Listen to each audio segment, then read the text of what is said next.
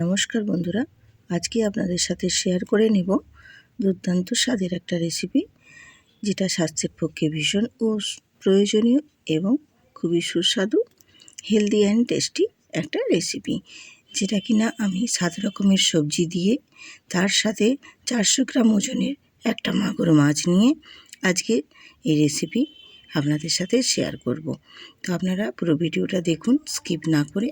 আশা করছি ভালো লাগবে। তো আমি এখানে 7 রকমের সবজি নিয়েছি। তার মধ্যে দেখো, আলু আছে, পটল আছে, বেগুন আছে, পেঁপে আছে, গাজর আছে, পেঁয়াজ আর কুঁদরি, আর তার সাথে আছে 400 গ্রাম ওজনের মাগুর মাছ। মাগুর মাছের মাথা আর নেচাটা দেখে নিশ্চয়ই বুঝতে পারছো মাছটা কতটাই বড় ছিল। তো আজকের এই হেলদি অ্যান্ড টেস্টি রেসিপিটা আপনাদের সাথে শেয়ার করছি। আপনারা পুরো ভিডিওটা দেখুন।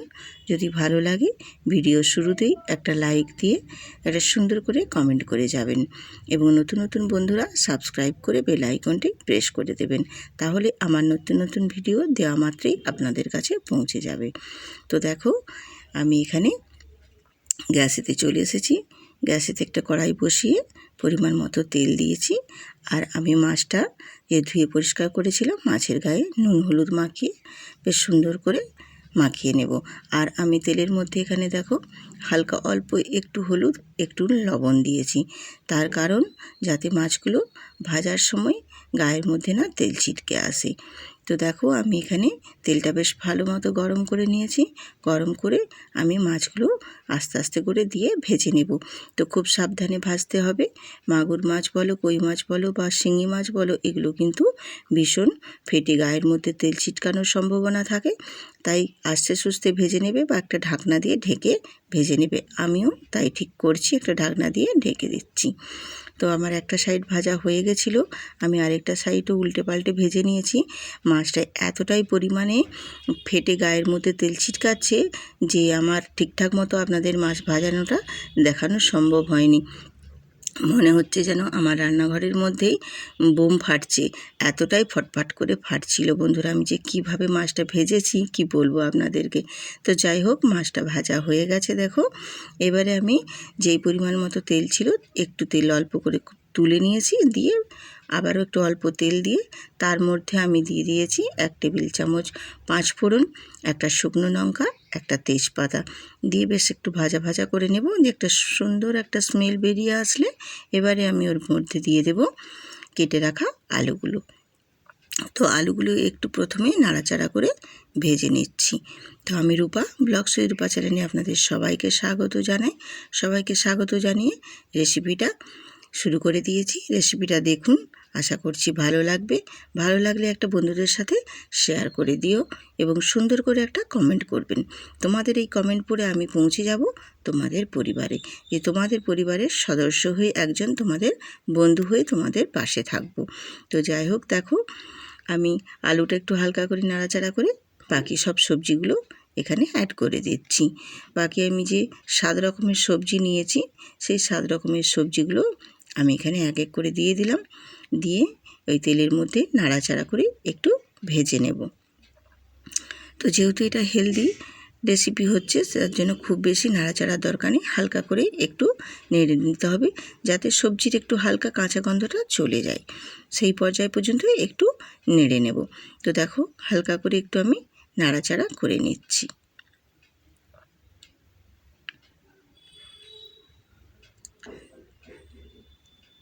হালকা করে একটু নেড়ে নিয়েছি। এবারে আমি দিয়ে দিচ্ছি, দেখো এখানে দিয়েছি বেগুন, কারণ বেগুনটা আমি লাস্টে দিয়েছি, কারণ আগে থেকে দিলে বেগুনটা অনেক একদম ঘাটা হয়ে যাবে, খুব নরম তো বেগুনটা, তাই। আর দিয়ে দিলাম এখানে একটা পেঁয়াজের কুচো, আর দিয়েছি এখানে স্বাদ মতো লবণ, আর দেব হলুদের গুঁড়ো, আর দেব অল্প একটু লঙ্কার গুঁড়ো। তোমরা এটা স্কিপ করতে পারো, না দিলেও চলবে। তো আমি এবারে সমস্ত উপকরণগুলো দেওয়ার পর এবারে আমি দিয়ে দেবো এখানে মশলা। আমি এখানে 2 ইঞ্চি মতো আদা আর ছোটো চামচের 1 চামচ জিরে আর ধনে দিয়ে খুব ভালোভাবে একটা পেস্ট বানিয়ে নিয়েছি। সেই পেস্টটাই আমি এখানে দিয়ে দিলাম, আর এখানে অন্য কোনো কিছু মশলা অ্যাড করব না। এই আদা জিরে আর ধনে বাটা দিয়ে এই স্বাস্থ্যকর আমি আজকে রেসিপিটা বানাচ্ছি। তো দিয়ে দেখো, সমস্ত কিছুগুলো সবজির সাথে বেশ ভালোভাবে একটু মিশিয়ে একটু কষিয়ে নেব, যাতে আদার কাঁচা গন্ধটা চলে যায়। আদার কাঁচা গন্ধটা যাওয়া পর্যন্তই একটু নেড়ে চেড়ে কষিয়ে নিতে হবে। বেশ সবজিগুলোর সাথে বেশ সুন্দর করে একটু কষিয়ে নিচ্ছি। তোমরাও ঠিক এইভাবে কষিয়ে নিবে, তাহলে খেতে বেশ সুন্দর লাগবে। তো মোটামুটি আমার কষানো হয়ে গেছে। আমি এই পর্যায়ে দিয়ে দিলাম এখানে জল।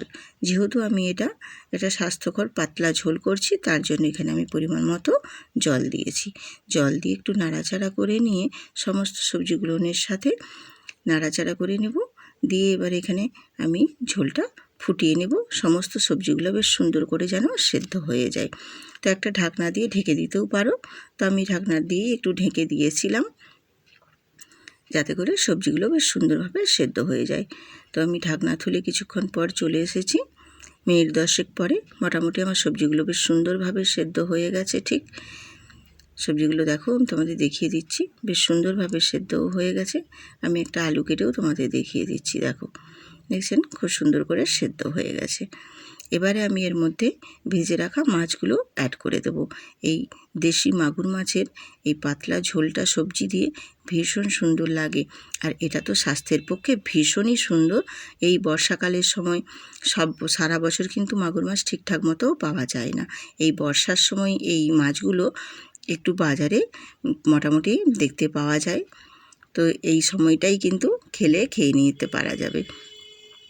তো মাগুর মাছগুলো দেখো, আর দেশি মাগুর মাছের কিন্তু ভীষণ সুন্দর টেস্ট হয় এবং স্বাদ ভীষণ সুন্দর।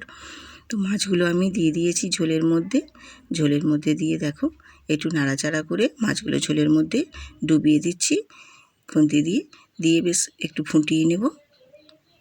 মাছগুলো এই ঝোলের মধ্যে ফুটে গেলে ঝোলের টেস্টটাও ভীষণ সুন্দর হবে এবং মাছগুলো একটু নরম হয়ে যাবে, খেতে কিন্তু ভীষণ সুন্দর লাগবে। আর এই সবজির পাতলা ঝোলটা কিন্তু খুবই উপকার। তো মাছগুলো দিয়ে দেখো আমি মোটামুটি ফুটিয়ে নিয়েছি।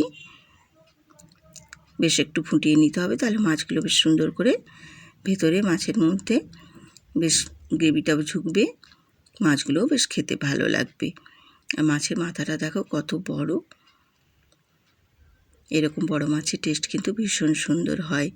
তো মোটামুটি দেখো আমার ঝোলটা হয়ে গেছে। আমি গ্যাসটা অফ করে দিয়েছি, দিয়ে এবার নামিয়ে নিয়েছি। দেখো দেখতে কতটাই সুন্দর হয়েছে। তো তোমরাও একবার বাড়িতে এইভাবে ট্রাই করে দেখো, ভালো লাগবে। আর যদি ভালো লাগে তাহলে সুন্দর করে একটা কমেন্ট করে বন্ধুদের সাথে শেয়ার করে দিও। এইভাবে আমার পাশে থেকো, আমি আবারও আসবো আরেকটা নতুন রেসিপি নিয়ে।